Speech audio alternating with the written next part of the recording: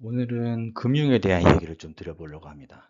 사실 제가 금융 전문가는 아니지만, 요즘의 흐름들을 보니까 이야기할 수 있는 것들이 좀 있을 것 같고, 또 저는 블록체인 같은 이야기도 좀 드릴까 싶었었는데, 그거보다 훨씬 더 다양하게 이야기할 수 있는 것들이 많을 것 같아서 좀 준비해 봤습니다. 그래서 제목은 미래화폐의 설계도입니다.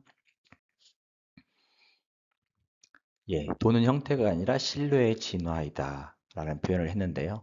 제일 처음에 보면 이렇게 우리 두개 껍데기 이렇게 나눠서 했던 적도 있었고, 그러다 보니까 더 희소 가치가 높은 금을 찾아서 서로 주고받고, 은도 찾아보고 구리도 찾아보고 뭐 이렇게 해서 했던 적이 있었죠. 아주 오래전에. 여러분들이 생각이 안 날 수도 있어요. 저도 생각 안 나요. 그리고 나선 이제 법정 화폐, 실제 지폐가 나와서 지폐로 만들어서 뭐 나라의 도장을 찍기도 하고 실질적인 지폐를 주고받을 수 있는 걸 한 거죠. 그러니까 나라의 도장이 찍혔으니까 국가를 믿는다는 의미이고 중앙은행을 믿는다라는 뜻이 되겠습니다. 네, 생각해 보면 그거 이제 찢어지면 문제가 생길 수도 있고 그 화폐가 어, 어떤 시간이 지나면 마모가 되거나 아니면 뭐 다를 수도 있잖아요. 근데 이제 그렇게 되는 게 이제 약간 올드한 스타일이라면 지금은 이제 이것들을 전자로 넘겨서 온라인으로 넘겨서 신용카드라는 걸 우리가 사용하고 있지 않습니까? 그래서 신용카드로 돈을 뽑을 수도 있고, 그러니까 온라인이지만 얘가 실질적인 물리적인 가치도 가지고 있는 거죠. 서버비 있는 거죠.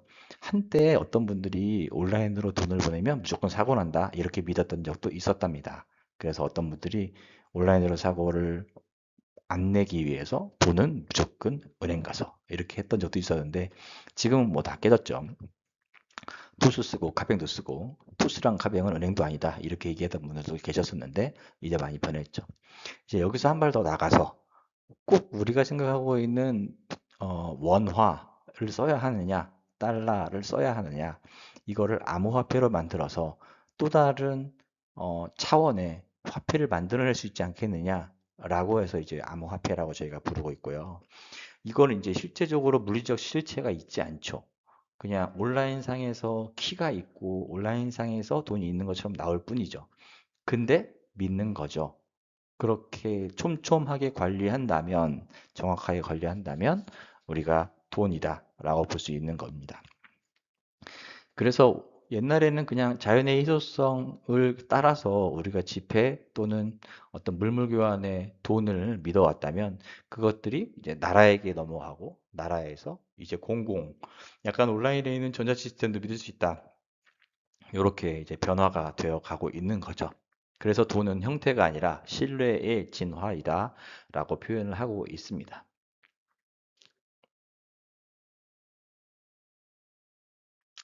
네. 국민은행, 우리은행, 신한은행, 뭐 다 가고 싶은 곳이죠, 여러분들. 네. 카카오뱅크는 좀 다릅니까? 토스는 어떻습니까? 사실 뭐 토스 처음에 나왔을 때 엄청 욕 많이 먹었습니다. 그것도 은행이냐. 또 은행들도 안 도와주려고 엄청 노력했고, 사실 토스는 변칙적인 방법으로 들어온 거잖아요. 예, 그래서 대학생들에게 쫙 퍼지기 시작하면서 청소년들 위주로 엄청 예, 마케팅을 많이 했죠. 그렇게 해 가면서 어, 어떤 세를 늘려가기 시작했고 카카오뱅크는 제가 볼 때 그 옆에서 카카오톡이라고 하는 걸 기반으로 같이 성장한 회사라고 생각됩니다. 엔트그룹이라고 있어요. 중국에서 만들어진 알리페이 운영하고 있는 회사인데요. 이 회사가 처음 나왔을 때는 2004년도 알리페이라고 시작했다고 나오는데 사실 중국은 2004년대만 해도 그 은행들을 믿지 않았거든요, 사람들이. 그래서 은행에다가 돈을 맡기지 않으려고도 했고 그랬는데 실질적으로 알리바바 이런 데서 돈을 쓸 수 있는 페이가 나와서 돌아다니고 또 그거를 QR로 돈을 주고받을 수 있는 커뮤니케이션이 된다는 것들을 기술적으로 증명해내서 오히려 동네에 있는 은행보다 알리페이가 맞다라고 생각했던 사람들이 있었던 거죠. 그러면서 이 중국에서 어, 엄청난 IT 금융 혁신을 만들어낸 회사입니다. 예, 이게 2004년도에 나와서 아마 상장도 했을 거고 그 이후에는 좀 어려워지기도 했던 것 같아요. 아무튼 알리페이라는 회사가 중국에서 그런 기염을 토해냈다라는 얘기를 해드리고 싶고 관련해서 또 뭐 예를 들면 동남아나 이런 데서도 그런 큰 변화들이 있잖아요. 뭐 예를 들면 그 베트남에서 비엔남에서 사용하고 있는 동남아에서 사용하고 있는 그 택시 서비스 있잖아요. 이제 슈퍼앱이라고 불리는 서비스가 있는데 그 서비스도 그러니까 동남아에서도 그런 은행들이 제대로 잘 돌아가지 않았던 거죠. 그러다 보니까 실질적으로 교통 또 커머스가 들어가 있는 서비스에서 페이 서비스를 했을 때에 훨씬 더 사람들이 믿고 쓸 수 있는 거예요. 그래서 그런 서비스들이 다 대박이 났거든요. 네, 정확한 이름을 제가 생각이 안 나네요. 네. 아무튼 엔드그룹과 비슷한 사례여서 제가 잠깐 말씀드렸습니다. 그래서 미래 금융을 완성하는 세 가지가 있는데 첫 번째는 가치의 디지털화. 그래서 전산 시스템 아주 필요할 것 같고요. 전산 시스템에서 블록체인이라든가 CBDC와 같은 어떤 안전한 기술에 대한 표현을 하고 또 그런 부분들을 적용해야 한다라는 얘기인 거고요. 두 번째는 AI죠, 당연히. 그래서 이제 매니지먼트를 AI가 더 확실히 해주고, 그러면 최대 위협과 방패, 양자 컴퓨터로 뭐 못 부수게 하고 또 해킹을 막으려고 하고 하는 것들이 무조건 안전을 위해서 필요하다라는 겁니다. 블록체인 얘기죠. 스마트 컨트랙을 통해서 나 혼자 하는 게 아니라 다른 사람들과의 공동으로의 어떤 계약을 공증받고 인정받아서 돈을 주고받는 서비스가 된 거죠. 그래서 스마트 컨트랙을 통해서 500원을 넣는다고 하면 그 500원은 콜라를 살 수 있는 가치다. 라고 이제 약속을 해놓고 한다는 의미입니다. 이 블록체인에 대한 이야기이고요. RWA, 실물자산 토큰화라고 하는데요. 그 빌딩을 피자 조각처럼 나눈다. 빌딩을 우리가 어떻게 삽니까? 그래서 이제 한 피스만 사는 거죠. 돈을 일부 많지 않으니까. 그런 식으로 어떤 큰 에셋, 자산들을 나누어서 토큰으로 나누어서 사는 겁니다. 한 사람이 사는 게 아니라 여러 사람이 사는 정도가 아니라 훨씬 더 수많은 사람들이 살 수 있도록 하는 거죠. 그러다 보니까 과거에는 불가능했던 것들을 이제 사람들만 모아서 수백 명, 수천 명이 한꺼번에 돈을 내면 큰 자산도 만들어낼 수 있는 것이죠. 네, 이런 것들도 많이 유행을 하고 있습니다. 네, 우리나라에서도 여기 보시면 한화투자증권이 어, 실물자산 토큰화의 시장 공략에 박차를 가하고 있다라고 이야기하고 있고 뭐 오른쪽에 보시는 회사도 데모라 재단이라고 이런 회사들도 이와 같은 기술들을 자랑하고 또 열심히 노력하고 있습니다. 또 스타트업들이 더 있어요. 또 중요한 키워드 중에 하나가 이제 CBDC예요. Central Bank Digital Currency. 예, 국가가 국가가 디지털 화폐를 찍어내겠다라는 거죠. 사실 이러려면 진짜 많이 바뀌어야 됩니다. 그래서 사람들도 그 CBDC를 통해서 페이를 할 수 있다는 거가 확실히 돼야 되고, 그리고 전체 다른 나라들과도 돈을 주고받을 수 있는 시스템이 돼 있어야 돼요. 그러니까 CBDC가 준비되지 않은 나라는 그 돈을 받을 수 없는 거예요. 중국이 제일 먼저 시작했습니다. 중국이 시작해서 위안화를 디지털로 쓴다겠다고 했더니 이제 다른 나라들이 못 받는 건데 못 받으니까 이제 다른 나라들도 이제 준비를 하게 되는 거죠. 네. 사실 중국이니까 가능하기도 해요. 우리나라도 아마 한국은행이 검토했다가 지금 계속 꺼내지 못하는 걸 보면 아직 준비가 덜 됐을 수도 있겠다 생각이 들기도 하고 우리가 드라이브 걸기에는 조금 부담스러울 거예요. 그리고 다음은 비금융 데이터의 연금술. 그 원래 기본적으로 우리가 신용평가 이런 거 체크할 때는요. 뭐 돈을 꿨는데 사고를 친 적이 있느냐 뭐 이런 얘기들이 많이 있고 했었는데 이제 그런 걸 떠나서 보다 현실적인 수준에서 그 사람을 평가할 필요가 있지 않겠느냐. 배달앱 주문했는데 뭐 어제도 주문했고 오늘도 주문했고 아, 이 사람 돈이 있나 보다. 아니면 스마트폰을 사용하는 거를 어떻게 쓰고 있는지, 돈을 안 밀리고 사용하고 있는지 이제 이런 것들도 다 보겠다는 거죠. 그러니까 훨씬 더 마이크로한 부분에서 신용평가를 해보겠다는 의미예요. 단순히 내 통장에 있는 잔고를 확인하는 것이 아니라 잔고가 없으면 아예 못 쓰겠었는데 이 사람 경제적 활동을 하면서 비교적 성실한데? 이렇게 하면 돈 빌려주겠다는 거죠. 네. 훨씬 더 낫죠. 사실 젊은 사람들에게는 이런 게 더 맞을 수 있겠습니다. 현실적으로. 다음은 로봇 어드바이저입니다. AI 어드바이저이고요. 언제나 제가 원하면 나 이제 뭐 투자해야 돼? 이렇게 얘기해 주면 이제 AI가 충분히 이런 부분들을 입체적으로 고민해서 알려줄 수 있는 거죠. 네. 그래서 실제로 AI 포트폴리오, AI에 의한 포트폴리오를 만들고 로봇 어드바이저에게서 조언을 받아서 운영하고 있는 스타트업들이 많이 있습니다. 네.